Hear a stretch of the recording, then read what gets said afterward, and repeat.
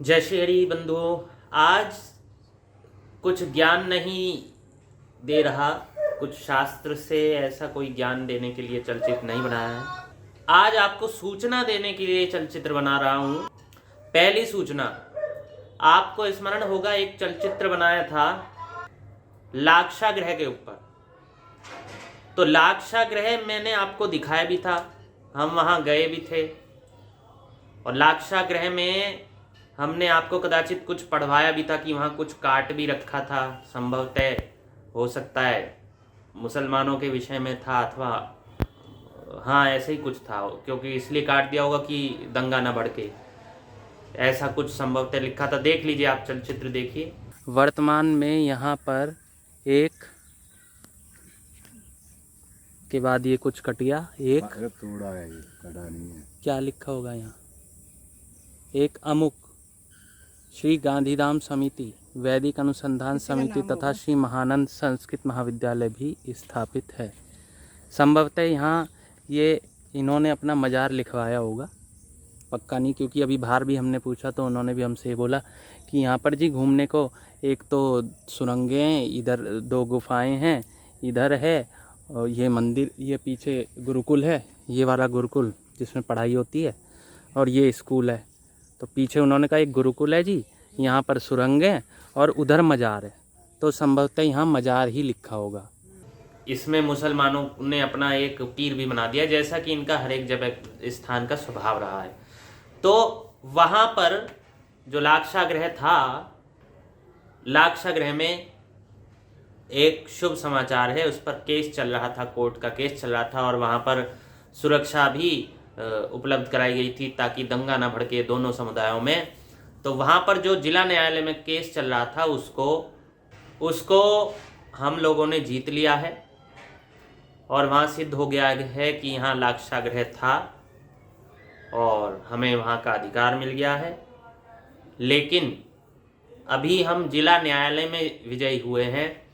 संभव है कि इसको जिला न्यायालय से ऊपर की न्यायालय में, हो सकता है हाई कोर्ट में भी जाए, और हो सकता है उसके पश्चात सुप्रीम कोर्ट में, क्योंकि आप जानते हैं कि लंबा खींचने के लिए लोग ऐसा करते हैं। तो देखते हैं आगे क्या होता है।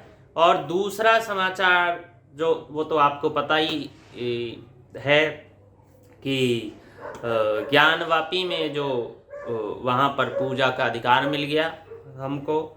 और तीसरा भी समाचार, मथुरा में भी हमारा पलड़ा भारी चल रहा है। और चौथा समाचार तो राम मंदिर बन ही गया है। तो ये सब समाचार के लिए ये चलचित्र आपको बनाया था। तो लाक्षागृह के विषय में पुनः आप देखेंगे तो ये पाएंगे कि लाक्षागृह में हम विजयी हो गए। और एक और बात कि यूक्रेन में कुछ दिन पहले, संभवतः 15 दिन पहले, 17 जनवरी की संभवतः बात है, 1 महीना लगभग हो गया, 1 महीना पहले यूक्रेन में यूक्रेन के सेना के जो अध्यक्ष हैं, उन्होंने गीता जी का प्रचार प्रसार किया है और अपने सैनिकों में गीता जी की प्रतियां बांटी हैं। क्यों बांटी हैं? क्योंकि युद्ध के समय वो बहुत ही सफल रहती है, जो गीता जी की प्रतियां हैं। और उन्होंने ऐसा भी हमें कहीं सुनने में आया था कि गीता जी, यदि हमें युद्ध जीतना है रूस से, तो हमें हिंदू होना पड़ेगा।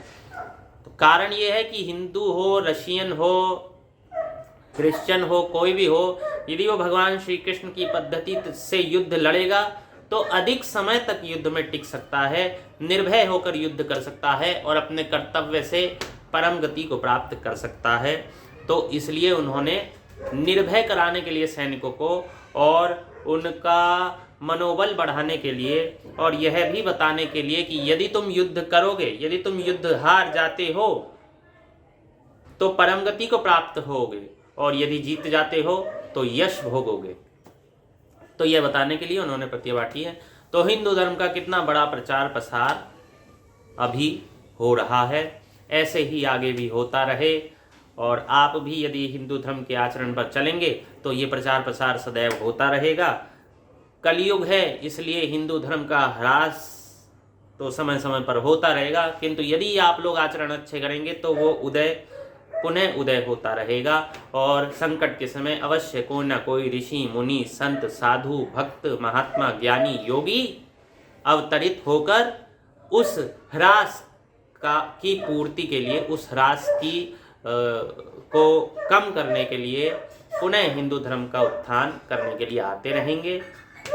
इसलिए अपना आचरण सुधारें, जिससे कि ऋषि मुनि लोग जब यहाँ आए तो उन्हें एक स्थान, एक व्यवस्था, कोई व्यक्ति ऐसा मिले जिसके यहाँ वो ठहर सकें, जिससे वो आचरण कर सकें, जिससे वो कुछ ग्रहण कर सकें, जिससे व्यवहार कर सकें।